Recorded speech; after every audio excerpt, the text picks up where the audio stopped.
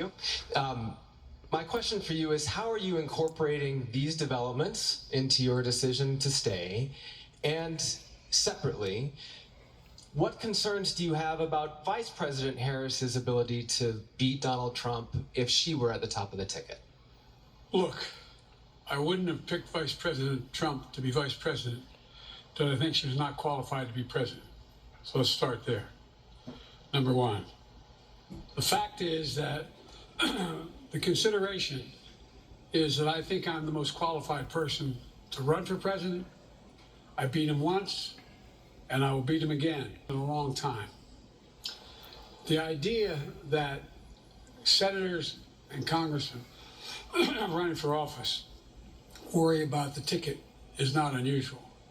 And I might add, there are at least 5 presidents running or incumbent presidents who had lower numbers than I have now. So there's a long way to go in this campaign. And so I'm just going to keep moving, and because, look, I got more work to do. We got more work to finish. There's so much, we made so much progress. Where we are economically relative to the rest of the world. Name me a world leader who wouldn't want to trade places with our economy. We've created over 800,000 manufacturing jobs, 1.5 million jobs. I mean, so things are moving.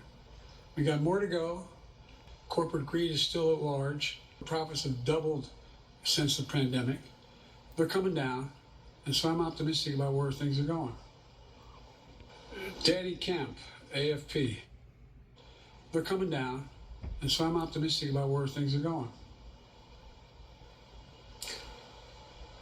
Danny Kemp, AFP.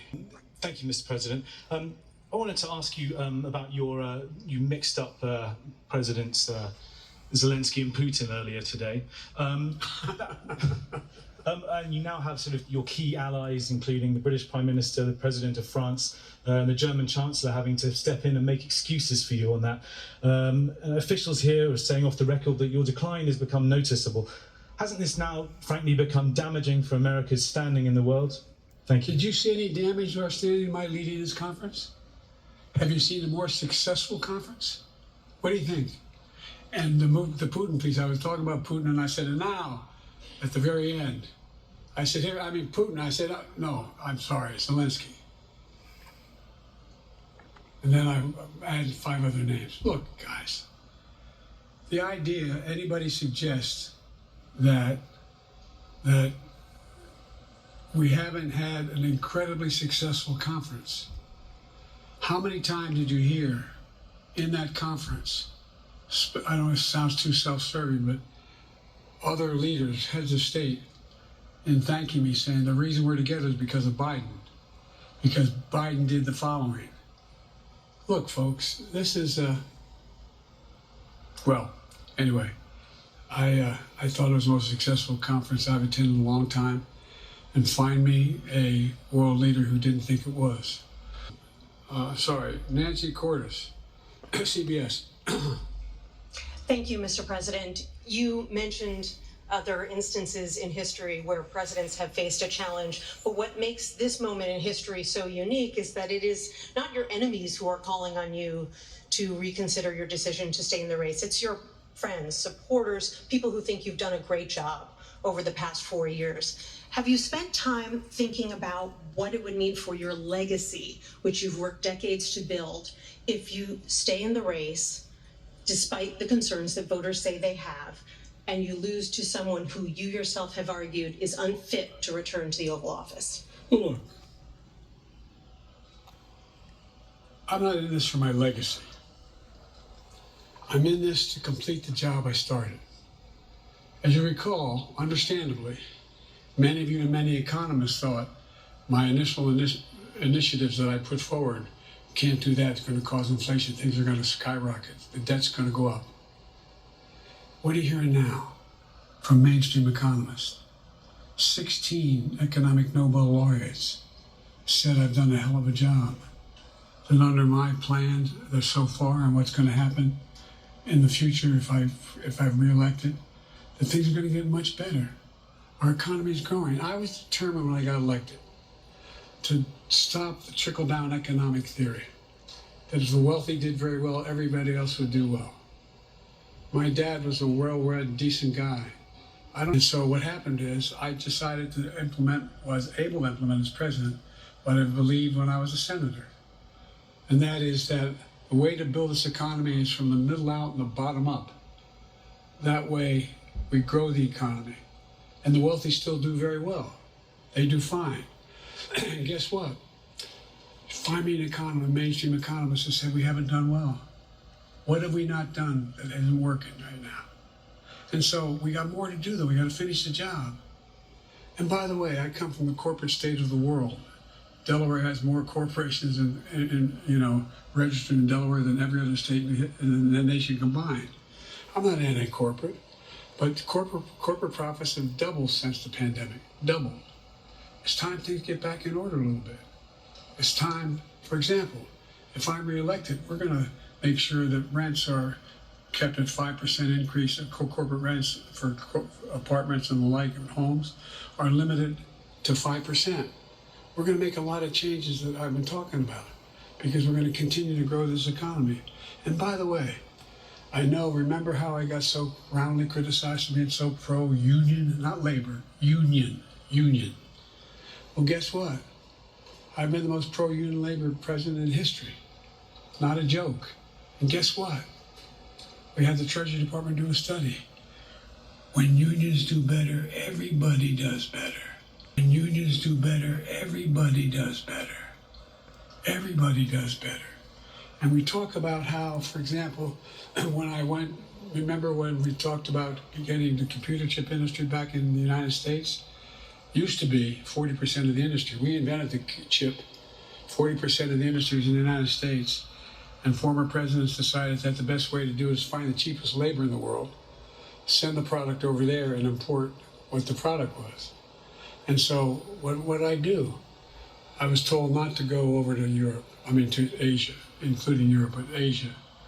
And I remember going to South Korea, convincing them to invest $20 billion in the United States to build computer chip factories.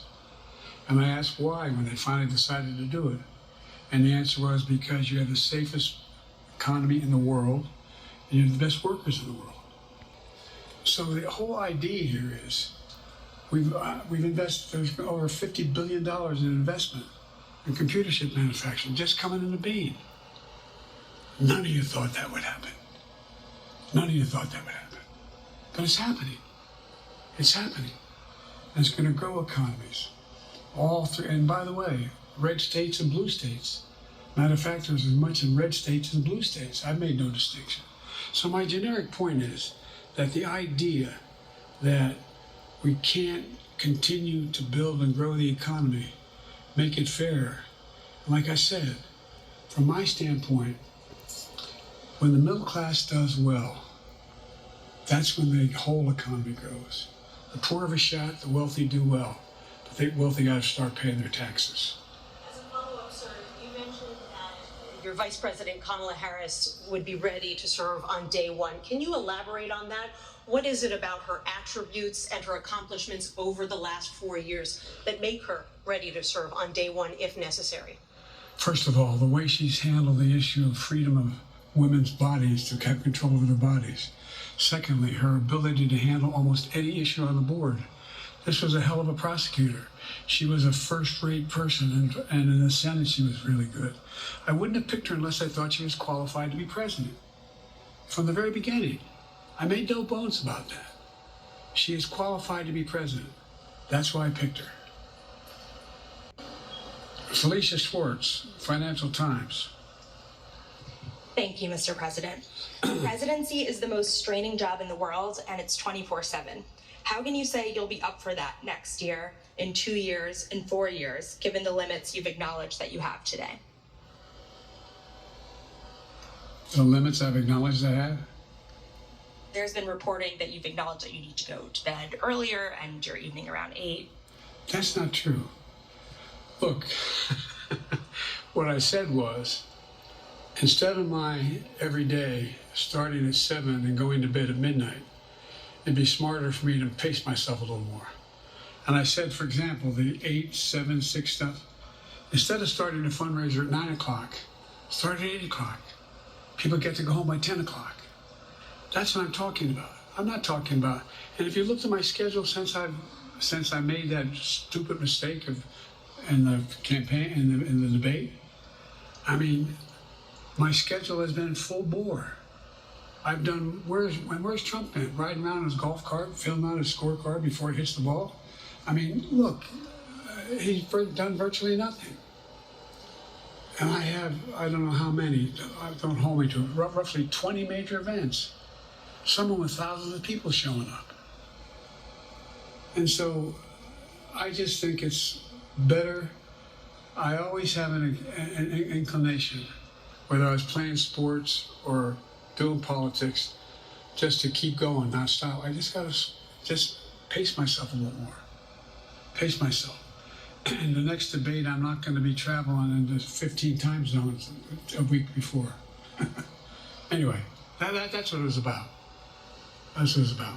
And by the way, even with that, I love my staff, but they add things all the time. At the very end, I'm catching hell from my wife for that. Anyway, I'm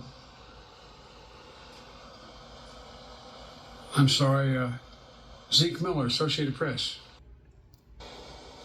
First thing about Zelensky asking for the ability to strike deep into Russia. We've allowed Zelensky to use American weapons in the near term, in the near or abroad, into Russia.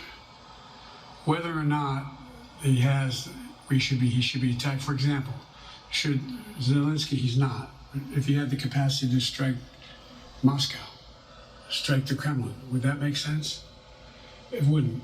The question is, what's the best use of the weaponry he has, the weaponry we're getting to him? I've gotten a more long-range capacity, as well as defensive capacity.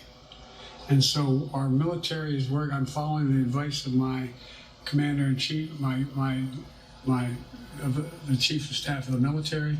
I'm following the advice of my commander-in-chief, the chief of staff of the military. The military is working. I'm following the advice of my commander-in-chief, the chief of staff of the military, as well as the Secretary of Defense and our intelligence people.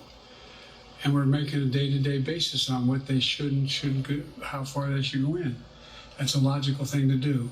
Second question related to bad nights, sir. How can you reassure the American people that you won't have more bad nights, whether they be on a debate stage or on some matter of foreign policy? Well, I tell you what, the best way to assure them is the way I assure myself. And that is, am I getting the job done? Am I getting the job done? Can you name me somebody who's gotten more major piece of legislation passed in 3.5 years? I created 2,000 jobs just last week. So if I slow down, I can't get the job done. That's a sign that I shouldn't be doing it. But there's no indication of that yet. None. Who I got here?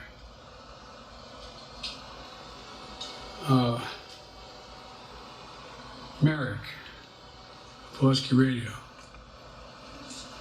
Thank you, Mr. President. You may recall, no one was talking about Finland joining NATO.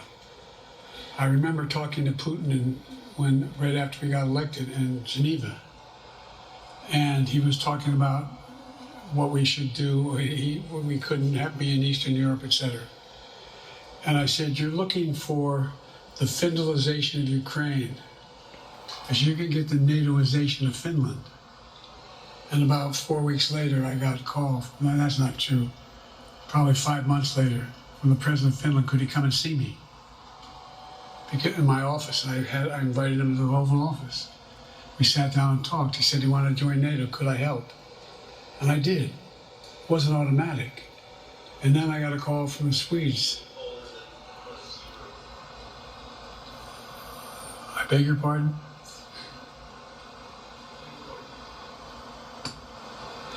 And so Finland joined NATO, 800-mile border is a significant, and they were already allies, but they weren't part of NATO. And you heard, I think you heard, maybe, I can't recall what he said in public in our closed meeting, but he wouldn't mind it being repeated. He said, we decided in Finland, the people of Finland decided they had to be part of NATO. It was in our interest because of the joint ability to be together, to dissuade any attack on Finland.